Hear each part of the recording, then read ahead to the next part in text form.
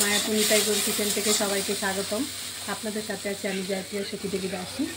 এই দেখুন, এখন আজকে গণিতের জন্য যা বুকে রান্না হচ্ছে, ওই যে এখানে বেগুন ভেজে নিচ্ছি। এখানে আজকে নিম বেগুন হবে। নিম বেগুন আজকে দ্বাদশী দিনে বুকের রান্না। আজকে নিম বেগুন হবে, যেহেতু মহাপ্রভু নিম বেগুন খুব প্রিয়। এই ছোটো ছোটো করে বেগুন ভেজে সতী মাতা মহাপ্রভুর জন্য নিম বেগুন রান্না করে দিত। আমি আজকে মহাপ্রভুর জন্য নিম বেগুন বানাচ্ছি, তার জন্য বেগুনগুলিকে একটু ভেজে নিচ্ছি। আর এখানে একটা কড়াই বসিয়ে দিয়েছি, কড়াইয়ের মধ্যে সর্ষের তেল দিয়ে দিচ্ছি।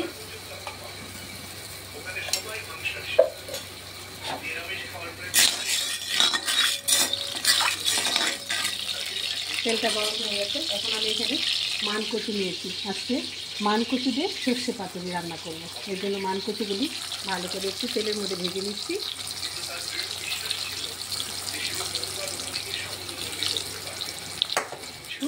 বেগুন ভেজে আর শাক করছি, শাকটা ভেজে নিচ্ছি।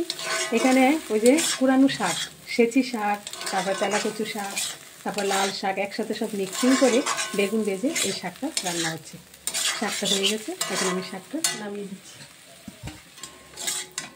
এই শাকটাও খুব ভালো লাগে, এই মানে সার ছাড়া। এই যে চুলে আমাদের এই নদীর পার অনেক সুন্দর সুন্দর শাক হয়ে থাকে। এই যে এখানে শাকটা নামিয়ে দিলাম, একদম মজে যায় এই শাকটা, খুব সুন্দর এই শাকটা, তুলা শাকটা। আর এখানে হয়েছে নিম বেগুন হয়েছে। আর এখানে হয়েছে এই যে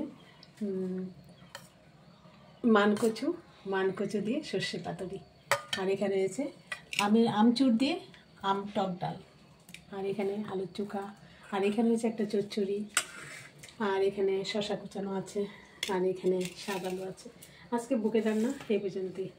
আর এর মধ্যে যদি আপনাদের কোনো রান্নাগুলি পছন্দ হয়, অবশ্যই আমাকে কমেন্ট করবেন। আপনারা যদি কমেন্ট করেন, আমি চেষ্টা করব এই ভিডিও আপনাদের শেয়ার করার জন্য। আর আজকের মতো এখানেই শেষ। আবার ভালো থাকবেন, সুস্থ থাকবেন। আবার দেখা হচ্ছে পরের ভিডিওতে। হরে কৃষ্ণ।